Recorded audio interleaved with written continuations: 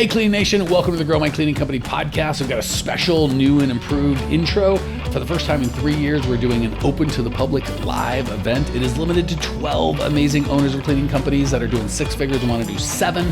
You cannot sign up. You have to only get a call and see if you're fit. But if you want info, growmycleaningcompany.com/live, growmycleaningcompany.com/live. If you would like info on hanging out with me, my bride, 11 other six-figure entrepreneurs who want to do seven, and get the entire clean profit method to the best of my abilities in just about 3 days. growmycleaningcompany.com/live. Okay, so really good question, Christian, on what's the verbiage to get people who are not on the prepay to the prepay?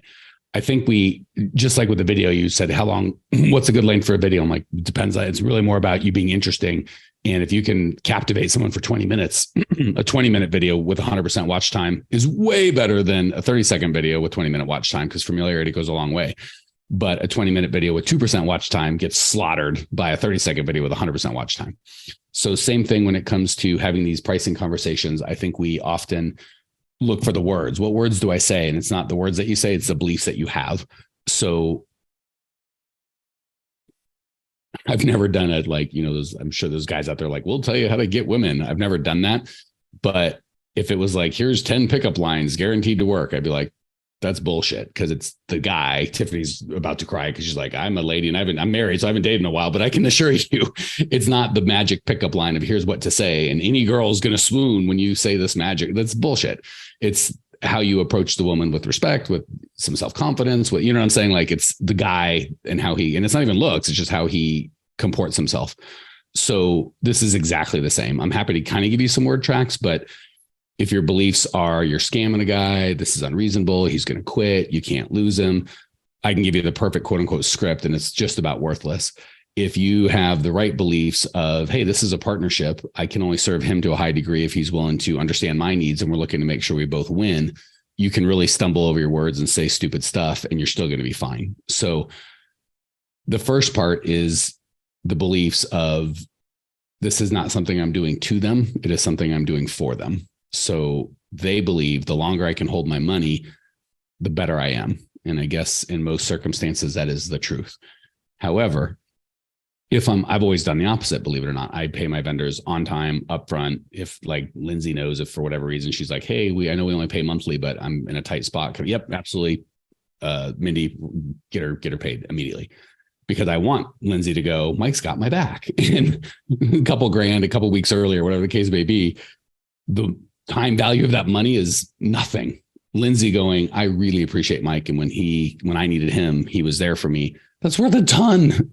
So if I didn't have that conversation with Lindsay, she was just a bot that was a unit of support for a unit of money, I would try and keep my money as long as possible. But when she's a human being that makes decisions that impact my business, I want Lindsay to be happy more than I want my damn nickels for an extra, 2 weeks. So that's the conversation I would have with them and go, if you are looking to pay the least amount to wring as much cleaning as possible and grind your vendor down to the least profit, thinking that less profit for them means more money for you.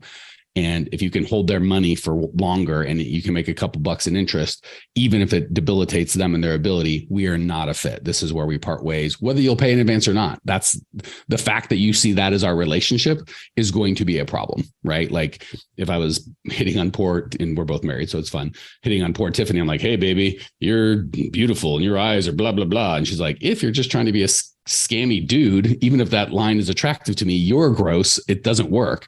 If she sees I'm really sweet and really just trying to talk to her, but I'm confused, she might go, that's the stupidest line ever, but you seem like a nice guy. I'm happy to talk with you.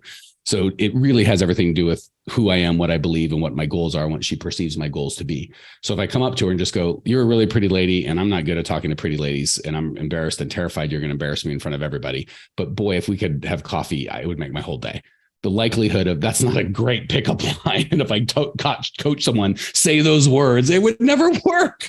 But if I felt that way and I said it to someone who might not be interested in dating, there's a good chance she's going to look at this poor bastard. He seems so sweet. This is nicer than, at least we'll probably have coffee, right? So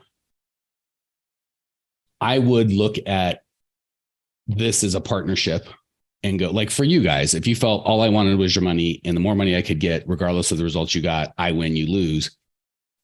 That's not fun. You're probably not going to hang out for very long. And if I saw you guys as that, then the whole thing's gross. Like, hopefully you respect me and my time and go, Mike loves me and he cares for me. And certainly we pay him, but I like him and I want to see him do well. And obviously I want to see me do well more, but I like Mike and I want good things for him. And I see you guys, it's like, yeah, your check clears. That's great. But I'm really interested in seeing you guys get results. So I can have just about any conversation with you. And it comes from a place of mutual respect. But if you saw me as a vendor and I had to raise prices or had to do something, like, screw that noise, I'm out. So I would try and elevate the vendor payer relationship to a consulting gig. Like, hey, I'm here to make sure you get the results that you want. And I just don't work with people that try and handicap me cash flow wise, because then I'm worried about, I'm trying to be a bank, and I'll be honest with you, I'm a shitty bank, but I'm a great facilities manager. So if you want to keep your money, find some other chump that's probably not great at facilities manager because he's not sophisticated enough to know what's going on, but he's also not sophisticated enough to negotiate for himself properly as the money goes.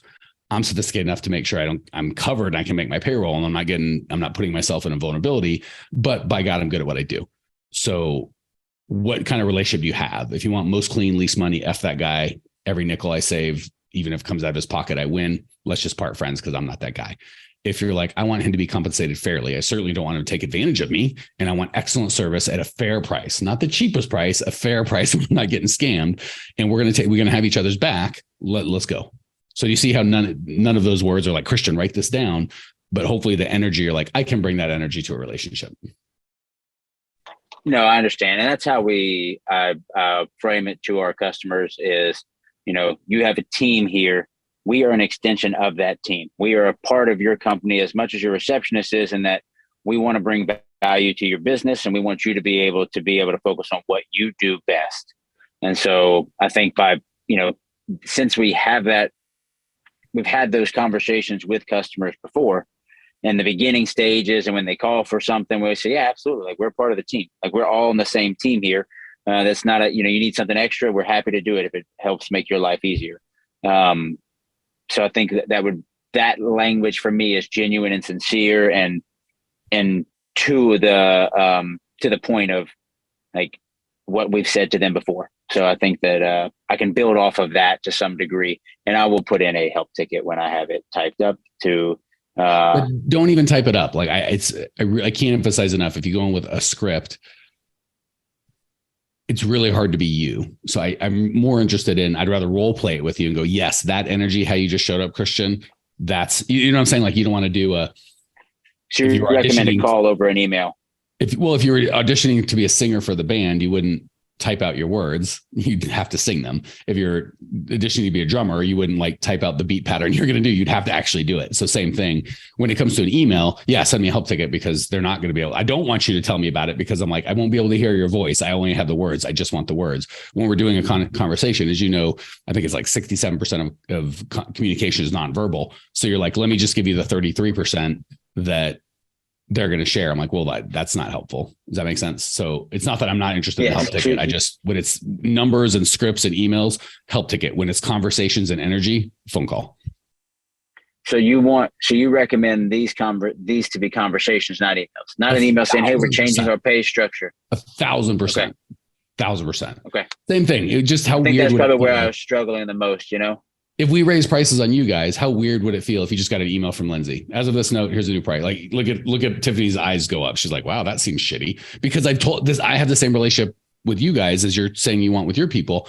It would be wildly out of character, right? You would expect me on a call to go, hey, everybody, just to let you know, here's what's going on. Here's why I still love you, whatever. Any questions? Good to go. Moving on. And then I might back it up with an email for people that miss. Hey, I talked about this live. Check out the video, but just so you know, or we actually wouldn't even do that. I would still call the remaining members or have Lindsay or somebody would call them personally. So yeah, anytime we're talking money, I don't like email. It's just not a same thing. Tiffany's a beautiful one. I'm trying to date her. I'm going to email her. I saw you at the thing the other day and I'd like to that's not the same thing. Maybe it'd work for somebody, but not most. Okay. Does that help you give the context to go forward? 100%. Cool. Tiffany, did you have specific podcast questions you wanted to talk through? Yeah. I want to know what you thought like you said, the guy Spencer did Idaho business or something like that, but in a bigger region, you would narrow It it. was currently doing, so that he's still doing them now and he's cranking. Right. Are you Dallas Fort Worth? I know you're Texas, Yeah. but okay. I always forget about San Antonio. San Antonio, Dallas Fort Worth, I get confused. But anyway, Dallas Fort Worth. Honestly, like he started Pocatello business. So there's location and there's niche that you can widen, or, so like US based business podcast. Well, it's not good for you because 98% of the population is not, Texas podcast, way too big. For Dallas Fort Worth business podcast, that's a nice little community. It might exist, it might not, I don't know, but that would be a pretty good niche. If that's even too big, you'd want to go, if you had a niche that you just wanted to crush it on, like Dream 100 style, where like, I only need 30 of these clients to make my whole business. And if I spent 2 years doing a podcast and it only got 1,000 downloads total, but of those 1,000 downloads, 80% of my niche was listening, and each one of those niches is worth $1 million lifetime value. You could have the least downloaded podcast ever and still have the most value. By the way, even for you guys, it's a little different with me in that we actually generate leads and business from our podcast. If I was doing a podcast in your shoes, I would expect 0 leads or bids from it. I 100% would be, I'm having Tiffany as a guest on my podcast. Hey, Tiffany, you're the CEO of whatever. Can I come in and do a sales call with you for 20 minutes? No. Hey, Tiffany, I'm the host of the Dallas Fort Worth Business Podcast. Would you like to be a guest? Well, now that's a different kettle of fish. Even if you have 0 downloads, now I get a 20-minute conversation with the CEO of whatever for nothing, for free. And now we're also colleagues, and I can call them and be like, hey, it's not Tiffany. Remember, I'm the owner of the cleaning company. I tried to hawk you services. Screen that call. Hey, I'm Tiffany, host of the Grow My Cleaning Company podcast. Anytime I go to the ISSA or anywhere out in the world, I'm not Mike Coach. I'm Mike, host of the Grow My Cleaning Company podcast. It's embedded in, well, if I'm the host of the Grow My Cleaning Company podcast, I probably know something about Grow My Cleaning Company, right?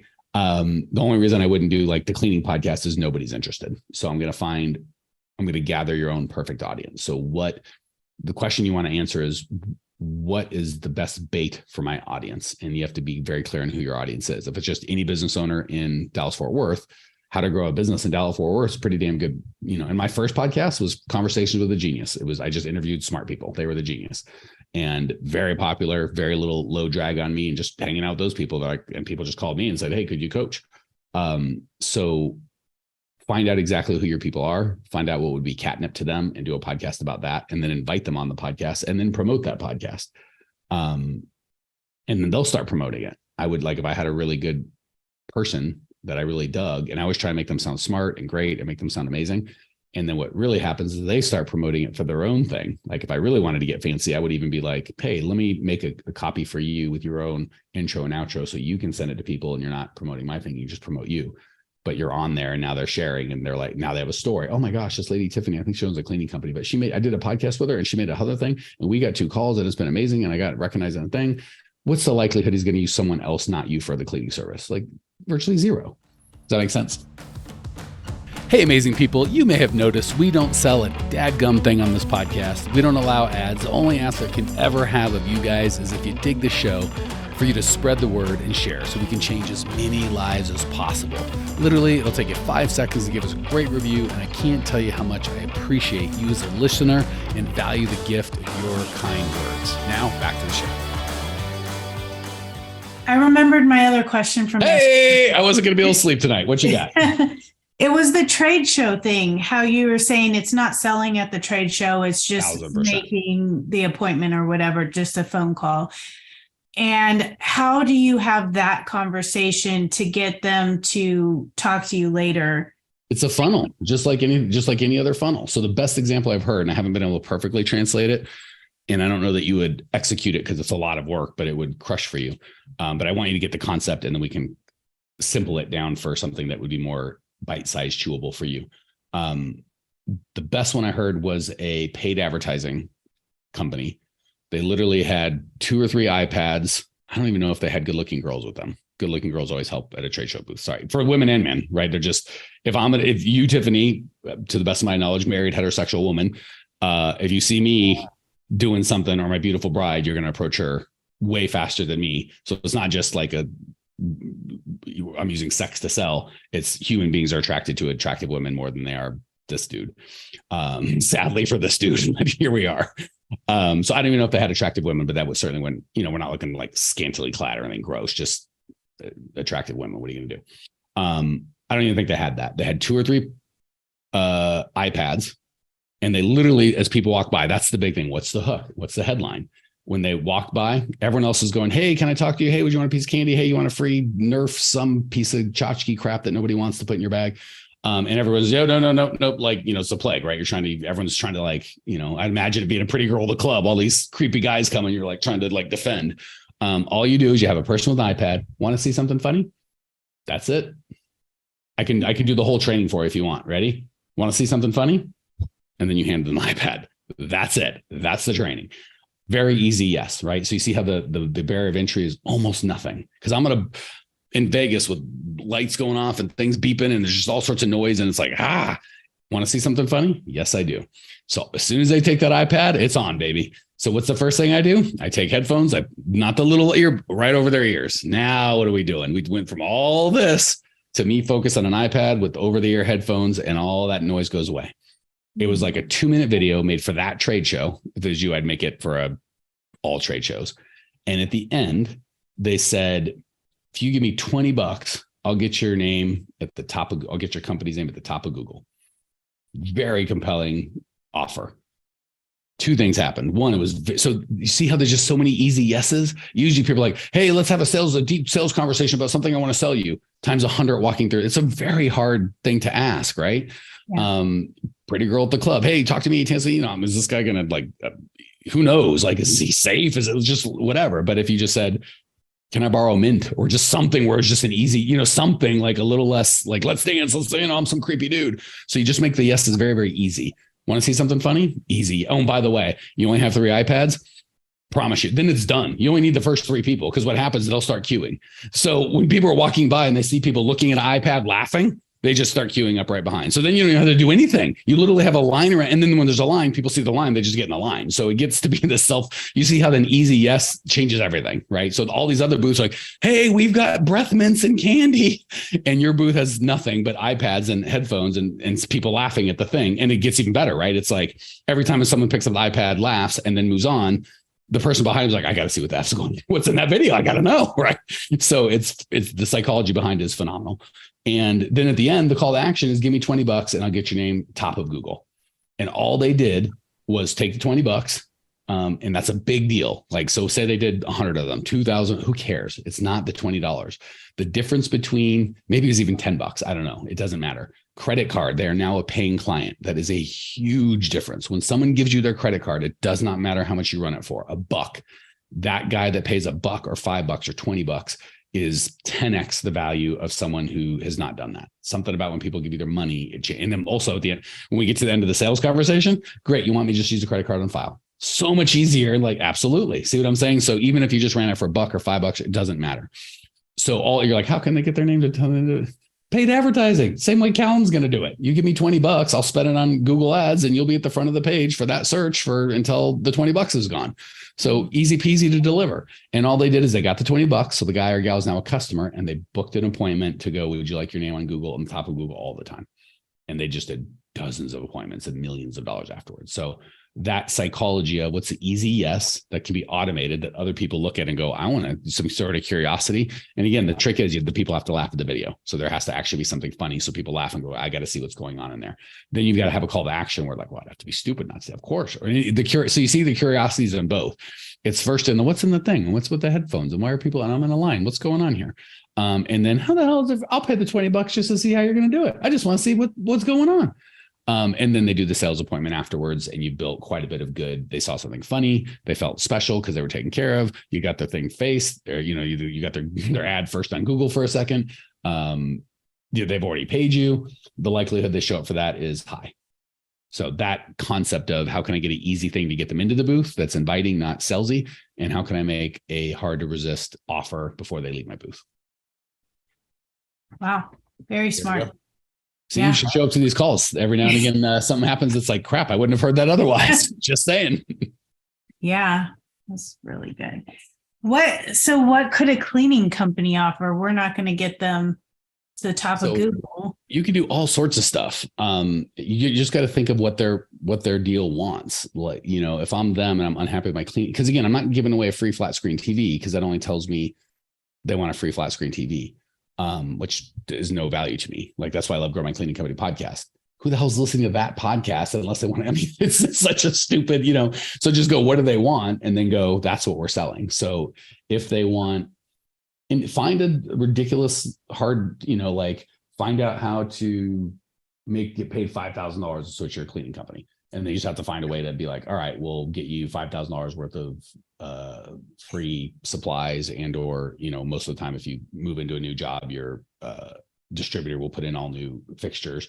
You could do a free $5,000 floor thing. And, obviously there's got to be a minimum, or make it 1,000 or whatever you need to do. So just find out what they want and then offer them that and have a little curiosity towards it. Okay. And ask them, hey, if we were at a trade show, what would I have to offer you that you would be like, holy shit, I got to stop and see that? And then what would I have to further offer you to give me $20 and make an appointment to see what happens later? Okay. Okay. And feel free to, because I gotta jump, although I need you for like 2 minutes, Lindsay. But yeah, feel free to workshop with your own, who your clients are and what they're paying, because the trade show matters, right? If it's just a general, I can't give you one because I don't know who's the trade show and what they're paying. You know what I'm saying? I need to know who's there and what they want. I can't just give you a general, like this one was obviously just random business owners. So SEO, I can get your business top of SEO made sense. And it was in Vegas. So the video they made was Vegas themed, which is always nice too. You don't have to get that fancy or that, if I'm going to spend money on a video, I'm going to make one video that will work for all trade shows going forward. But anyway, so yeah, let me kind of think through what trade show you're talking about, who you're speaking to, what result you want, and then maybe come up with some of your own creative ideas, hit them with me, and then we can turn those version 1.0 into a really good workable version. Okay, cool. Thank you. All right, my pleasure. Well, here we are at the end of the podcast, and you made it. Great job. I've got a little bonus for you for sticking through with me. But like I mentioned before, if you got value out of this podcast and you want to show a little love, subscribe, rate, and review on iTunes, Spotify, wherever the heck you're listening to this thing. Share it with a friend. Share the love. And as a special thank you for those of you that stuck with me to the end, how about I give you my personal phone number so we can text? It's a great way for me to get to know you, your business, your goals personally. So shoot me a text now, 602-932-6431, 602-932-6431. I am the only one who responds to these texts, and I will personally respond to everyone I possibly can, as long as this number is manned. Don't know how long we're going to keep this at the end of the podcast, so grab it now, 602-932-6431. Give me a text, say hey, can't wait to meet you.